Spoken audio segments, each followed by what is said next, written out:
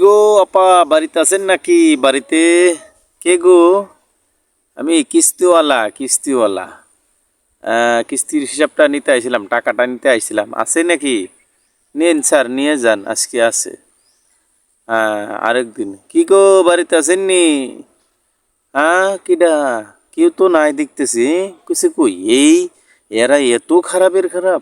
টাকা পয়সা লোন তুললা, টাকা পয়সা দেয় না, খুব খারাপ জিনিস। এটা খুব খারাপ। হুম। আজকে দেখাতে যে মানুষ কেউ নাই। অনেক কিছুই আছে, গরু ছাগল হাঁস মুরগি, যা এগুলা ধরে নিয়ে চলে যাই। নিয়ে চলে গেল।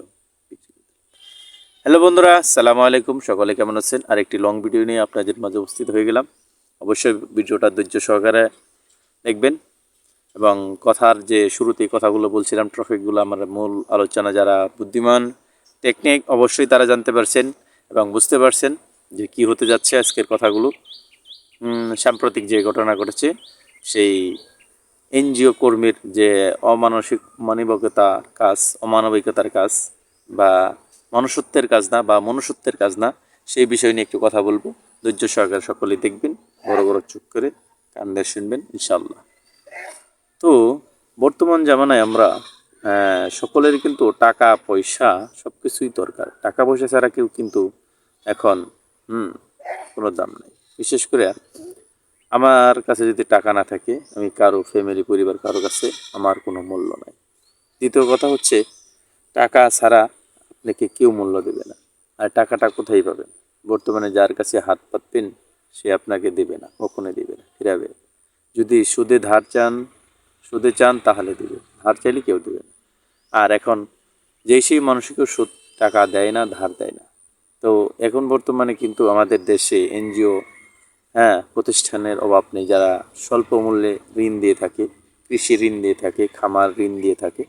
সেই প্রেক্ষিতে বাংলাদেশের বিভিন্ন আনাচে কানাচে প্রত্যন্ত অঞ্চলে মানুষ ঋণ দিয়ে থাকে, গরিব অসহায় মানুষগুলো। বিশেষ করে একদম ছোট ছোট ফ্যামিলি, যাদের একটু জায়গা জমি আছে, তাদেরকে ঋণ দিয়ে থাকে স্বল্প মূল্যে। বিশেষ করে 50,000 থেকে 1 লাখ, 1.5 লাখ, 2 লাখের মধ্যে দিয়ে থাকে এই ছোট ছোট ঋণগুলো। জায়গা বুঝা, পজিশন বুঝা, খামার বুঝা এগুলো দিয়ে থাকে। সাম্প্রতিক একটি ঘটনা ঘটেছে যে এক এনজিও কর্মী এক অসহায় বোনের, সে 60,000 টাকা তুলেছিল। সব টাকাই পরিশোধ হয়ে গেছে। মাত্র 1300 টাকার জন্য তার যে বাড়িতে চীনা হাঁস ছিল সেগুলো সে বাড়িতে ছিল না, এই লোকে নিয়ে চলে গেছে। কি অমানবিকতা! সে কেঁদে কেঁদে বলছিল আমার এটাই সম্বল ছিল। সে একটা গরিব মানুষ, অনেক কষ্ট করে সে উপার্জন করে ঋণ তুলেছে, টাকা শোধ করেছে, আর কিছু টাকার জন্য এরকম কেন করলো? টেহা কি দিবে না? টেহা তো অবশ্যই দিবে, আস্তে আস্তে দিবে। ধনীরা কিন্তু টাকা দেয় না, গরিবেরা কিন্তু ঠিকই টাকা দেয়। বড় বড় যারা ব্যাংকের লোন দিয়েছে কোটি কোটি টাকা, তাদের কোনো খোঁজখবর রাখে না সরকার, এনজিও কর্মী, অফিসার, কেউ না। আর যারা সামথিং কিছু টাকা তুলে রেখেছে, তাদেরকে উদ্দেশ্যের কোনো সীমা থাকে না, তাদের কেউ ধরে না। হ্যাঁ, তাদেরকে এনজিও কর্মী ধরবে না, দুদক ধরবে না, কেউ ধরবে না। বড় বড় লোকদের ধরবে কাদের? যাদের কোনো কেউ নাই, লোক নাই, টাকা নাই, আইন নাই, প্রশাসন নাই, তাদেরকে ধরবে। এই হচ্ছে আমার সোনার বাংলা, আই লাভ ইউ দেশ। আর এই ঋণটা নিচ্ছে অসহায় মানুষের কাছ থেকে, লাভ নিচ্ছে প্রচুর পরিমাণ, যা মানুষ একদম ঘাইল হয়ে যাচ্ছে, নিমেষে শেষ হয়ে যাচ্ছে। এটা কেউ দেখছে না। এর থেকে আমাদের সুরাহা হতে হবে। এ থেকে আমাদের বিবেক বোধ নাড়া দিয়ে মানুষকে মানুষ উপকার করতে হবে। পরোপকারিতা বা অপকারিতা যেটা আছে সেটা দূর করতে হবে। উপকার করে মানুষের সাথে থাকতে হবে। যার বেশি বেশি আছে সে অনুদান দেন, দেশের সমৃদ্ধি বৃদ্ধি করেন, জাকাত প্রচুর পরিমাণ ন্যায় নীতিভাবে দেন, তাহলে দেশে অভাব থাকবে না, গরিব থাকবে না।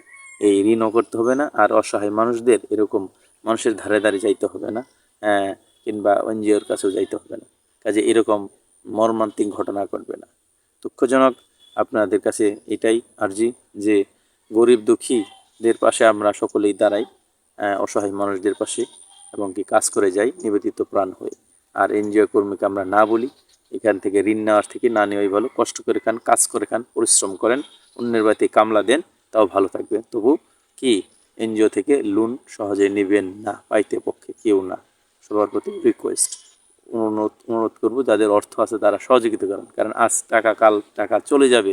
টাকা কেউ চিরজমান থাকবে না, আজ বা কাল চলে যাবে। কাজে এই টাকা নিয়ে বাড়াবাড়ি করবেন না, অর্থ শেষ হয়ে যাবে। আজ আল্লাহ দিয়েছে, কাল নিয়ে চলে যাবে। কাজে এ থেকে সাবধান থাকবেন। যতটুকু পারেন দান দক্ষিণা করেন মানুষের কাছে। ভালো থাকবেন দিনে এবং আখিরাতে সবখানে ইনশাআল্লাহ। ভিডিওটা ভালো লাগলে অন্যের কাছে ছড়িয়ে দিবেন, ছিটিয়ে দিবেন আশা করি। সালাম আলাইকুম।